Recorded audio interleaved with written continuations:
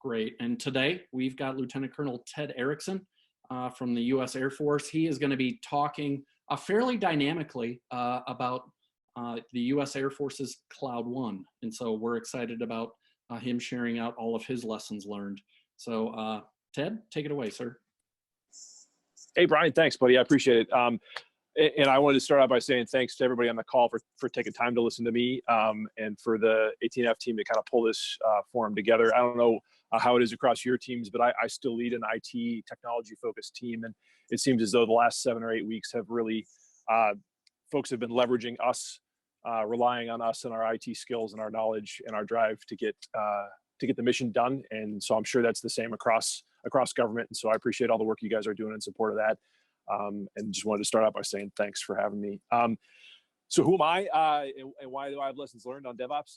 So in the summer of 2017, I showed up as a major to Hanscom Air Force Base and was put in charge of a cloud program. At the time, it was called the Common Computing Environment, CCE, and it's since been rebranded as the Air Force's Cloud One effort.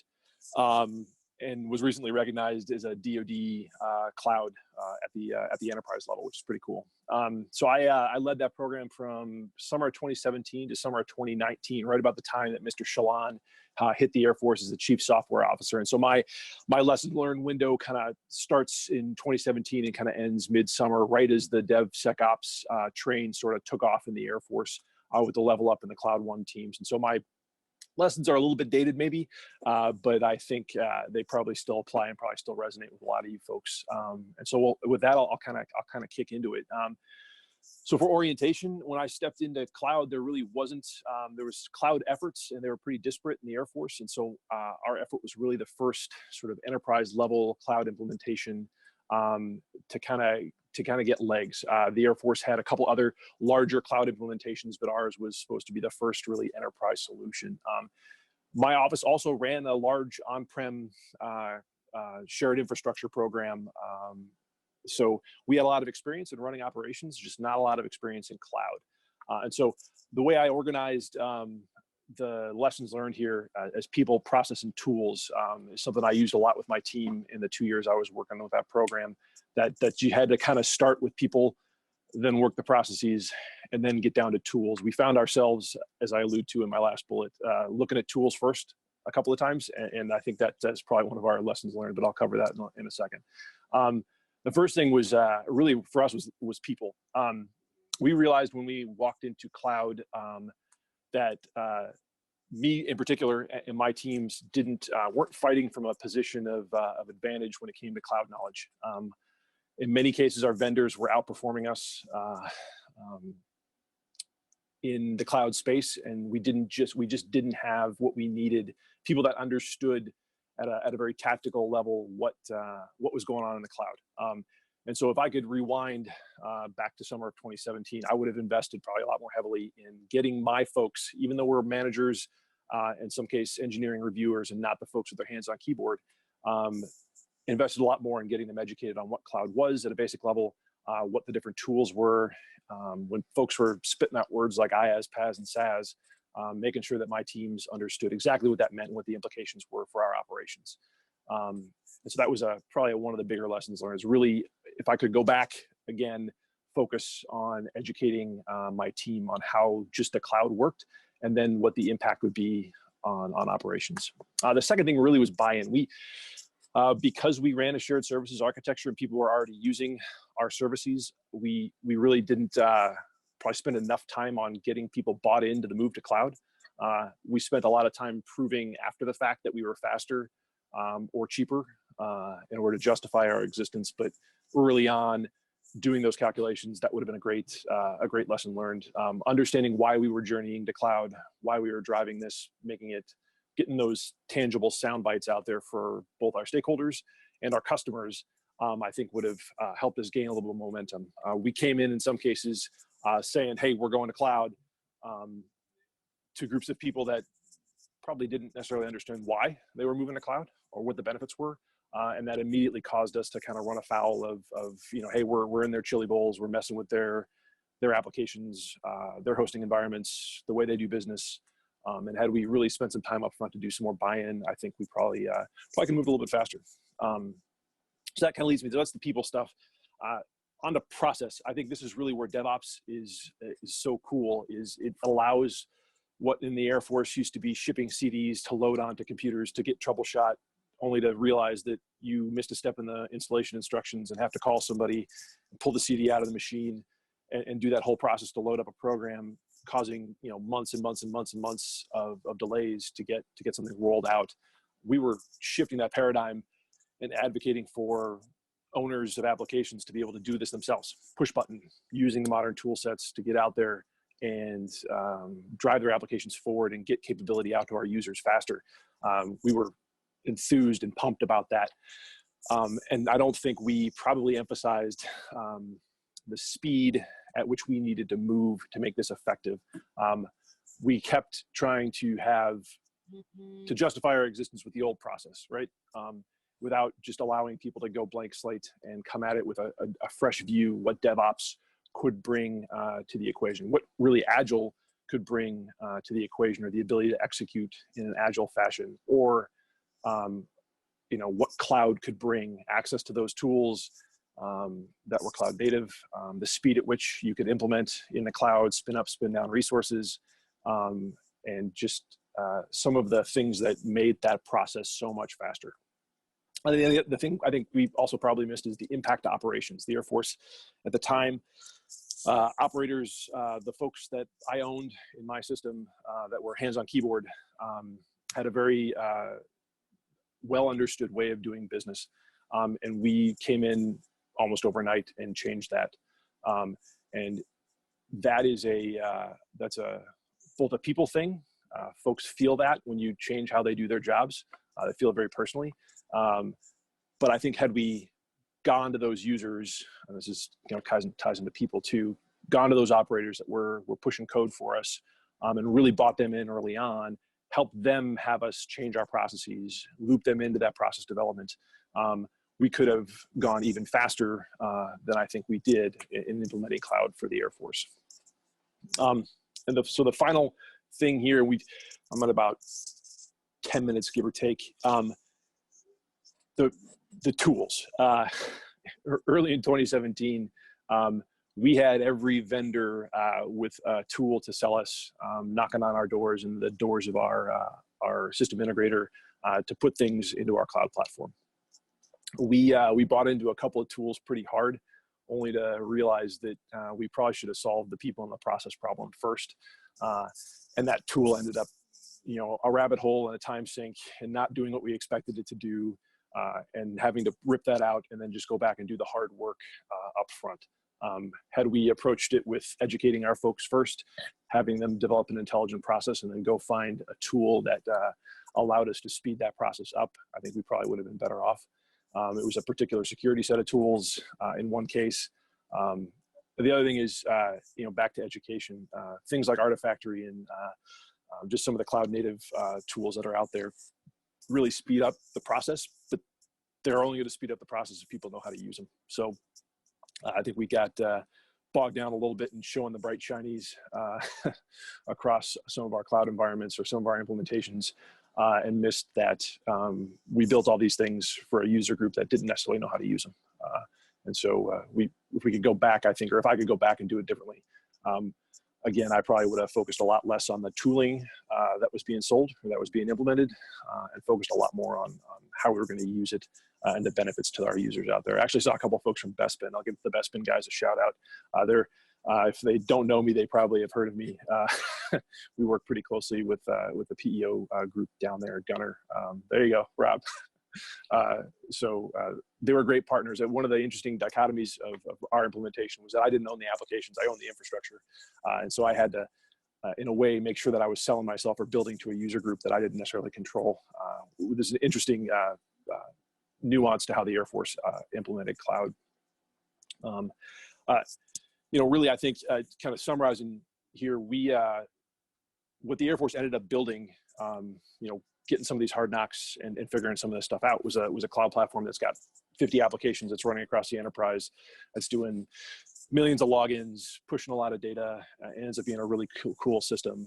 And so I'm very, very proud of what we were able to accomplish over a couple of years. Super proud and pumped to be watching the DevSecOps journey as it takes off for the Air Force with Mr. Shalon and Level Up and the Cloud One team implementing in different ways with Kubernetes and platforms, or I'm sorry, and containers, that things we weren't even thinking about a whole lot early on in the journey. And so very, very excited to have done this for a couple of years. Excited to be able to talk to you guys about the lessons. And since I'm at about 15 minutes, I'll punt back over to Brian to maybe take some questions from the audience. Absolutely. I'll let the audience know. Go ahead and use the chat function. Hit us up with the questions. But while we wait, Ted, I've got a couple.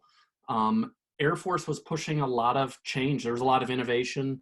And maybe that was, the sense I get it predated Nick Shalon. So it was a bit of grassroots. And you talk about your lessons learned. I know Kessel Run simultaneously, one of the software factories was learning lessons too. Just what was that interaction like between you and the software factories? And there's lots of lessons being learned simultaneously. How are you communicating that back and forth because of all those dependencies and connections? So I've actually got a couple of really good friends, Aaron Capizzi and Max Riedel, that I talked to quite a bit about lessons at the time. So, a lot of that's personal. We were on a bit of a different trajectory than the software factories early on, but I think over the last couple of years, we've pulled that together a lot more than it was maybe at the beginning. We had set out sort of for different reasons. The software factories were driven very much so by the weapon systems. And at the time, the application base I was looking to serve was very much so the business applications that were already running in the system I was running. So more migration focused. I was more migrating application focused than some of the teams at Kessel Run that are now at Level Up were building new code and working on the factory to spit that code out. Very, very recently now, those efforts have aligned more closely to where Cloud One is hosting Kubernetes-based containers for some of those systems so that we can move seamlessly around. But that's an evolution that happened probably a little bit after I left. So I'm not necessarily the smartest on that piece of it. Does that help? Absolutely. It's what about your interaction between Bespin and Cloud One? Because of the cloud migration, was that a little tighter? Yeah, so Bespin was co-located with pretty much our chief customer, which is the Air Force Program Executive Officer for Business Enterprise Systems, or BES. They owned many of the applications, and since that effort really grew out of Mr. Aldrich's portfolio, he's the PEO. We were just naturally more aligned to them and their mission set. Great. I've got a question from Graham over at Census. Mr. Erickson, what learning resources would you recommend for federal government IT managers who don't know much about how cloud works within government? Wow, that's a great question. So there are some paid platforms that are out there. I won't do any product endorsements, but there are some paid platforms out there that are pretty good. What I found really though for my teams is we used our relationships with our two primary cloud service providers, so Microsoft and Amazon. We leveraged their, how shall I say this, business development teams to collate some of the training that they have for free and figure out what was most directly applicable to the mission set and to the goals of what we were trying to achieve.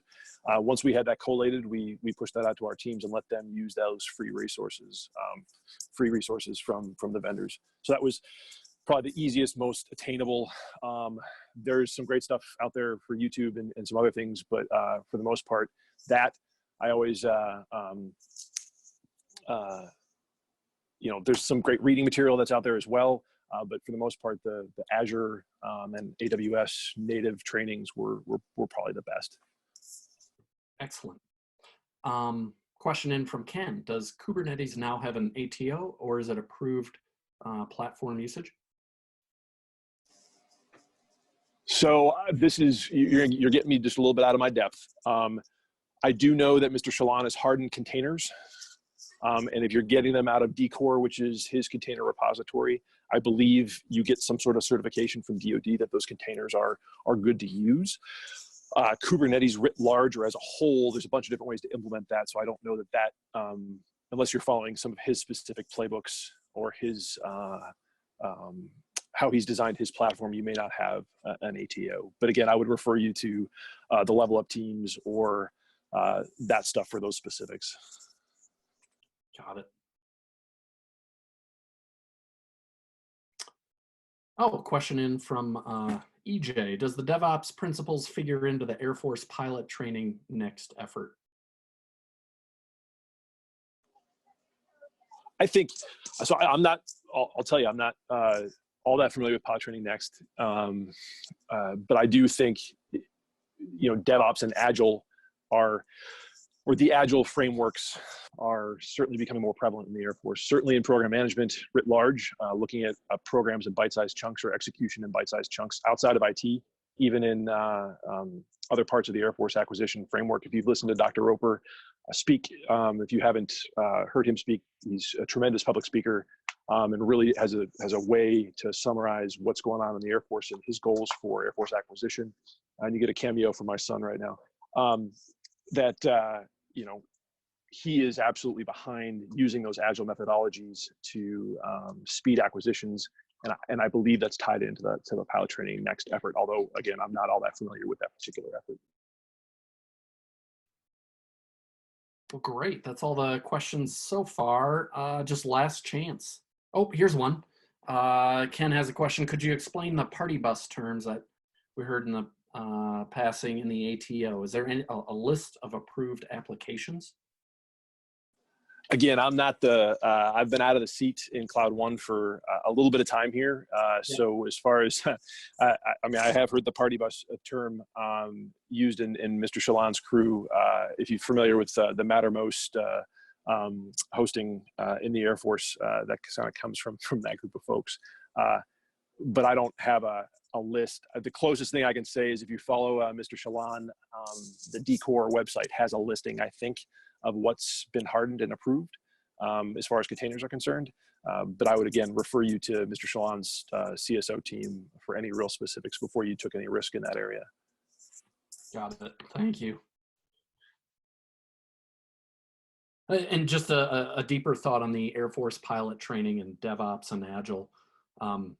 Air Force came up with the concept of OODA loops, right? And I know that often gets discussed in DevOps and Agile circles, especially in government. So yeah. Yeah, the OODA loop is, I guess it's probably the most applicable thing I've heard for, kind of Air Force doctrine and Agile. It certainly resonates pretty hard with the teams when you put that up against the young folks, especially the initial SOS and captain's course graduates. Yep.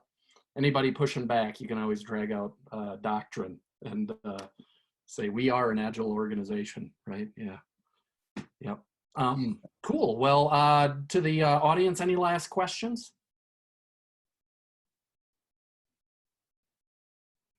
Otherwise, Ted, I want to thank you for coming in and sharing your lessons learned. Sure appreciate it. It's great to hear from you. Yeah, good luck on your next assignment and stay healthy. It was good seeing your boy behind you there, your son, and we're all dealing with that. That's just a reality. But family first, right? That's for folks in DoD, that's typically where the foundation of why they're serving. So, anywho, thank you so much for coming in today. And for everyone in the audience, again, next month, we're going to have yet another Air Force presenter. U.S. Air Force Cool is going to be talking about their implementation of DevOps, thanks to a partnership with 18F that got them up and running, but they got up and running very quickly, which is exciting. So we're excited about that. And then on the 9th of June, we're also going to have a tech sync. It's going to be an opportunity for, in government speak, some marketing research. We're going to hear from a vendor and they're going to run through a demo of, in this case, it will be Twistlock. So feel free to join us then. There'll be more material on that hitting the listserv and the Slack channel as far as the details of joining, but you can look forward to that. So there's just been so much demand for these lessons learned and discussion around DevOps, using Ted's methodology all around the people and culture, right, and training, as the processes as well, and definitely the tools. So anyway, Ted, thank you again, sir. Sure appreciate it. And for everybody who joined us today, thank you so much. You all have a wonderful day. Thank you. Hey, thanks, Brian. Thanks for pulling this together. 18F, appreciate it.